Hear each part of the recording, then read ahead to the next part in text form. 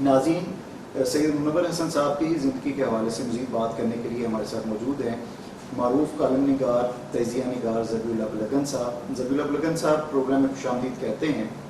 ذبیح اللہ بلگن صاحب، سید منور حسن صاحب کو آپ نے کیسا پایا؟ جی thank you very much Kamran Saqi صاحب۔ سب سے پہلے تو میں یہ عرض کروں گا کہ سچی بات تو یہ ہے کہ سید منور حسن رحمہ اللہ علیہ کو ان کی وفات کا ذکر کرتے ہوئے کلیجے کو ہاتھ پڑتا ہے۔ انتہائی درد مندی اور تکلیف سے یہ کہنا پڑتا ہے کہ دنیا جو ہے وہ نیک لوگوں سے بڑی تیزی سے خالی ہوتی جا رہی ہے۔ میں خاکسار اس حوالے سے اپنے آپ کو خوش نصیب سمجھتا ہوں کہ مجھے جماعت اسلامی پاکستان کے 3 سابق امراء کے ساتھ وقت گزارنے کا موقع ملا ہے۔ جناب میاں طفیل محمد صاحب، جناب قاضی حسین احمد رحمہ اللہ علیہ، جناب سید منور حسن صاحب۔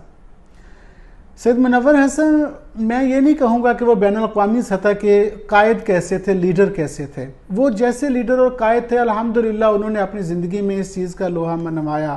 ان کے دشمن بھی ان کے کردار پر اشارہ کرتے ہوئے نیک گواہی دینے کے سوا ان کے پاس کوئی چارہ نہیں ہے۔ میں یہ کہوں گا کہ وہ اللہ کے ولی تھے۔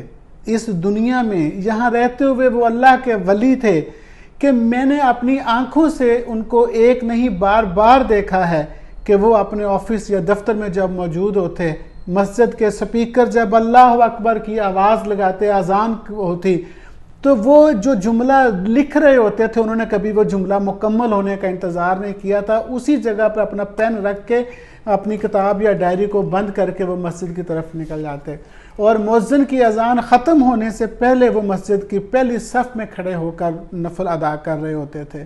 ہم نے تو ان کو نیک ہی پایا، ہم نے تو ان کو ولی پایا، اور پوری دنیا کے اندر جب وہ جماعت اسلامی پاکستان کے امیر تھے، یقین جانیے وہ بڑے کلیئر تھے۔ ان کی بات میں کوئی ابہام نہیں تھا، ایسا ان کو کبھی نہیں لگا تھا کہ جو انہوں نے کہا ہو وہ ان کے دل کی آواز نہیں ہے۔ وہ بڑے کلیئر ویژن والے تھے۔ وہ جو بات کرتے تھے وہ کل بھی یہی بات ہوتی تھی، جس دن کر رہے ہوتے وہ بھی تب بھی وہی بات ہوتی، اور مستقبل میں بھی وہی بات ہوتی۔ وہ ایک ہی بات رکھتے تھے، ان کی بات کے ایک ہی معنی نکلتے تھے، کبھی ان کی بات کے 2 معنی نہیں نکلے تھے۔